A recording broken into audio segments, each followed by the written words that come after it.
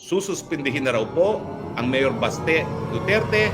Susunod na dyan ang pagpapakulong kay PRRD. At siyempre, dahil hinabol nila si Bibi Sara, ang pagpapakulong kay Bibi Sara. Isususpende na si Mayor Baste Duterte at ipakulong si Vice President Sara Duterte at si dating Pangulong Duterte. Ngayon, uunahin daw muna nila si Mayor Baste dahil lang naman dyan sa Maisog Rally.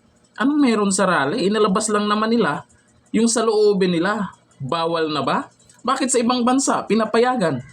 Pansin niyo itong mga nakaraan, mga OFW, pinapayagan. Dito sa Pinas, bawal.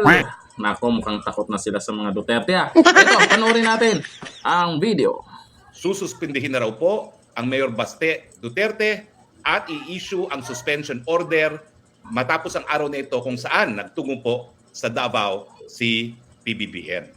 Sususpindihin po nila ang ating Mayor Baste Duterte. Unang nasuspinde ang gobernador ng Davao del Norte dahil sa Maisog. Pangalawang nasuspinde, Mayor Mark Crama dahil sa Maisog. At ngayon naman, siyempre dahil rockstar ang Mayor Baste Duterte sa lahat ng Maisog Rally at siya po talaga ay mainstay ng Maisog Rallies, Mayor Baste Duterte ang isususpinde. Yan po yung mensahe sa lahat ng mga tagasunod ng mga Duterte. Tapos na ang inyong termino, suspendido na kayo, kami na ngayon ang naghahari sa bansang ito. Wala man kayong masamang gagawin dahil kami na ngayon ang naghaharing uri sa bansang ito, lahat ng kalaban, suspendido. Matapos po nilang ipasara at supilin ang SMNI, susunod na dyan ang pagpapakulong kay PRRD at siyempre dahil hinabol nila si Bibi Sara, ang pagpapakulong kay Bibi Sara para sa ganon, habang silang dalawa ay nakakulong sa dahig, po pwede nang ma-impeach ang Inday Sara at palitan. Sinong ipapalit? Siyempre, yung nagnanais maging presidente, si Tambaluslos. Simula na po ang panunupil ng karapatan ng mamamayang Pilipino na pumili ng kanilang mga leaders. Mukhang pinaghahandaan talaga yung 2025 election Inumpisahan na ang paghandaan.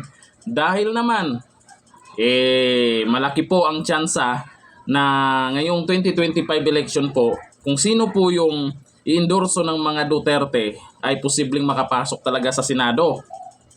Pag maraming mga pasok dyan, mahihirapan sila lalo. Kaya maaga pa lang, ay eto na, may mga galawan nakaraan ay mga mayor, iniisa-isa pagsuspinde dahil sa Maisog Rally. Parang parang tinatakot na para hindi umulit. Parang mga ganon. Ngayon, ito, ayon po yan sa isang abogado na si Attorney Harry Roque. Nako, meron na palang kaganapan ngayon dyan sa Davao. Kaya pala, netong nakaraan, nagpapunta ng mga SAF dyan. Tapos pumunta din dyan sa Mindanao, nagpa-ayuda para makuha yung loob ng mga taga Mindanao.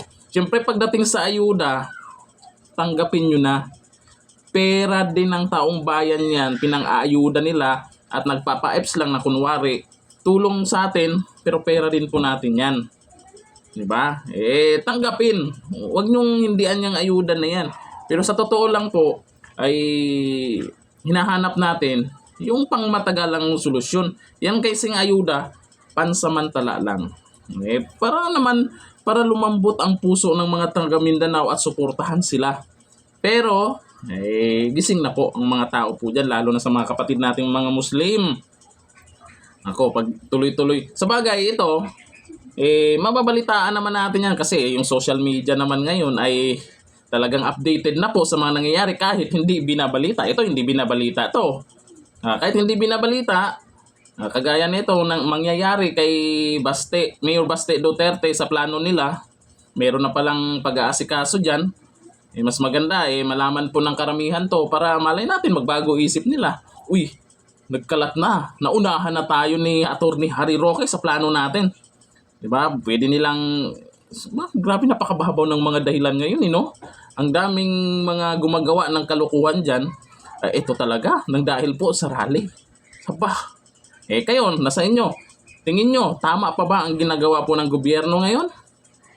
Tama pa ba po yung patatahimikin yung mga naglabas ng sama ng loob or kung ano yung gustong iparating sa ating Pangulo. Malay natin hindi alam ng Pangulo kasi mga nakaraan, pag nai-interview yung Pangulo, hindi niya alam yung mga ibang bagay. 'Di ba? Pag may na-interview, ay hindi ko alam 'yan. O mga ganyan ba? Malay natin hindi niya alam yung mga nangyayari. Kaya itong Maisog Rally, isang paraan ito para makarating naman sa Pangulo natin. Pero bakit pinipigilan?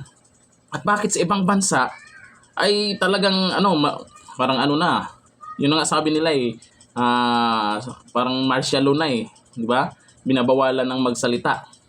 Bawal nang maglabas ng sama ng loob ngayon. Pag may sama ka ng loob sa gobyerno, bawal na magsalita. Nako. Kayo, sa tingin nyo? Comment down below. Hanggang dito na lang. Thank you. Bye-bye.